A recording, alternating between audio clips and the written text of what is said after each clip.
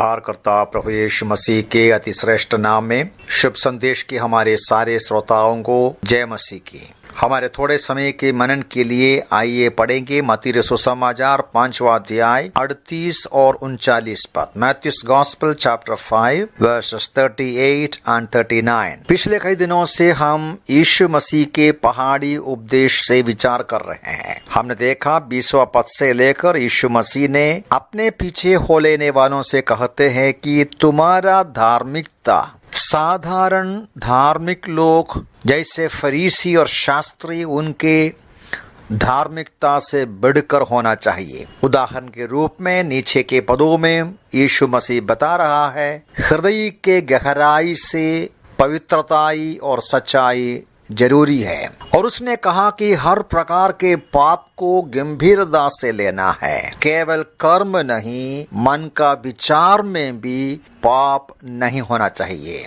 और उसने ये भी कहा कि आपके शब्दों में ईमानदारी और सच्चाई चाहिए। यदि हाँ बोल दिया तो हाँ होना चाहिए, ना बोल दिया तो ना होना चाहिए। अब यीशु मसीह यहाँ मत्ती 5 का 38 और 39 पद में पढ़ते हैं, बताते हैं, तुमने सुना है कहा गया था आंख के बदले आंख और दांत के बदले दांत, परंतु मैं तुमसे कहता हूँ कि बुरे का सामना ना करना, वरन जो तेरे दाहिने गाल पर थप्पड़ मारे उसकी और दूसरा भी फेर दे।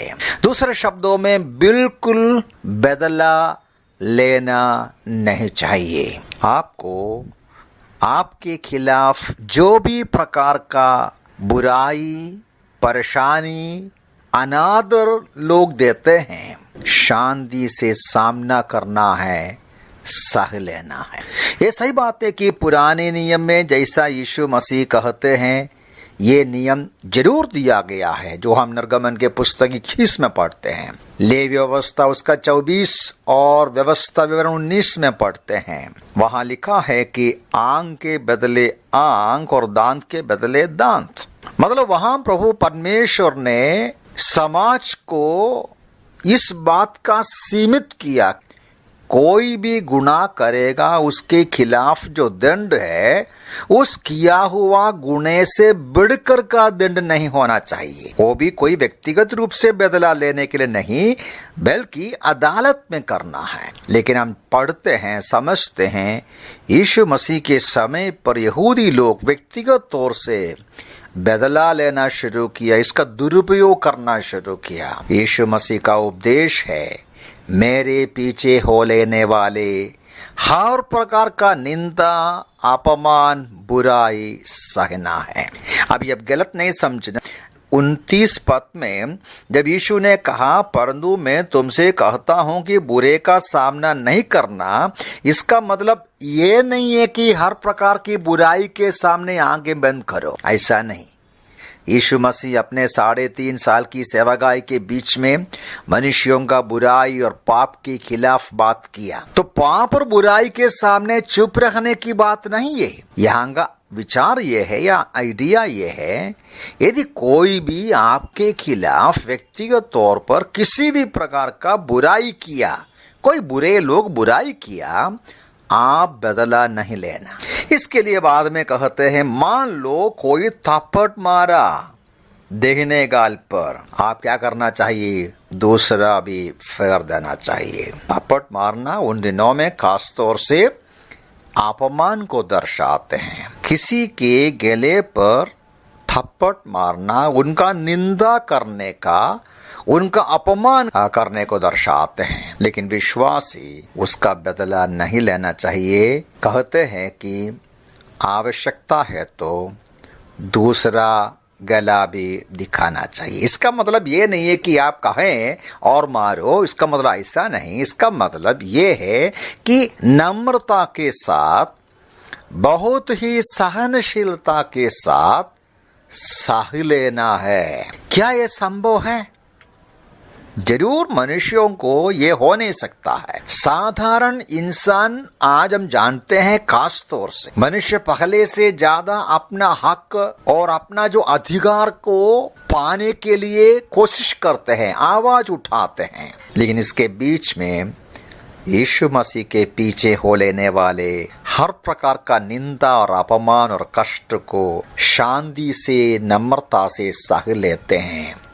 ये कैसा संभव है? ये केवल उनको संभव है जिनके अंदर प्रभु यीशु मसीह वास करते हैं। हम लोग प्रभु यीशु मसीह का जीवन को सीखेगा तो यीशु मसीह ही इसके लिए सबसे बड़ा नमूना है, एग्जाम्पल है।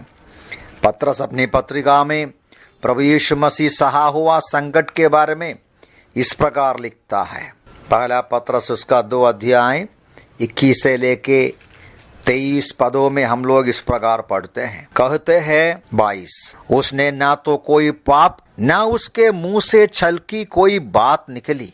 उसने गाली सुनते हुए गाली नहीं दी, दुख सहते हुए धमकियां नहीं दी, पर अपने आप को उसके हाथ सौंप दिया जो धार्मिकता से न्याय करते हैं। प्यारों, प्रभु यीशु मसीह ही हमारे लिए नमूना है। वो कोई पाप नहीं किया, उसके मुंह में कोई छल की बात नहीं था, तो भी चुपचाप हमारे पापों को हमारे बदले हमारे स्थान में खड़े होकर सारा निंदा सह लिया। वो गाली सुनकर चुप रहा, बदला नहीं दिया, धमकियां नहीं दिया।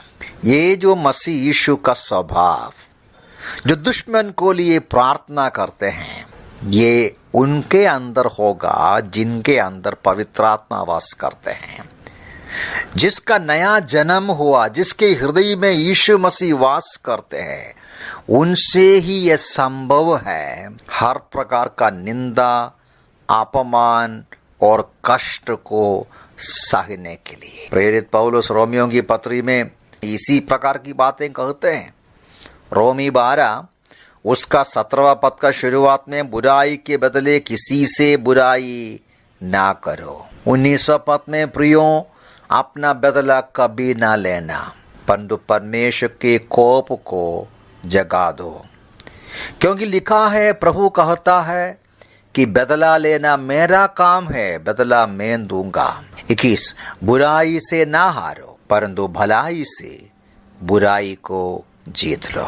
प्यारों, प्रभु हमें सहायता करें। ये मसीह विश्वासियों का, उद्धार पाए हुए मसीह लोगों का सौभाग्य है, जब सारे संसार में हमारे चारों तरफ आपस में इतनी दुश्मनी, इतना घृणा, इतना झगड़ा हो, एक दूसरे के खिलाफ षड्यंत्र बनाते हैं, इतना घृणा समाज में फैलाते हैं। हमारी जिम्मेदारी है यीशु मसीह के पीछे हो लेने वाले नम्रता और शांति के साथ, समाधान के साथ ऐसा एक व्यवहार हम दिखाएं, नम्रता का, शांति का, प्रेम का, कि कभी भी बदला नहीं देता।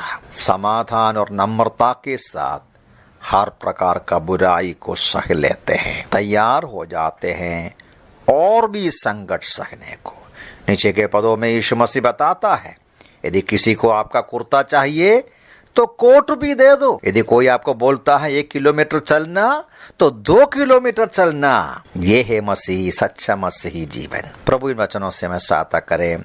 आने वाले दिनों में हम इस प्रकार का जीवन शैली को अपनाएं। ये केवल उनसे हो सकता है जब यीशु मसीह सचमुच में जीवन में हमारे द्वारा जीवन बिताएंगे। प्रभु इन वचनों से हमें सहायता करे। प्रभु के नाम की महिमा हो।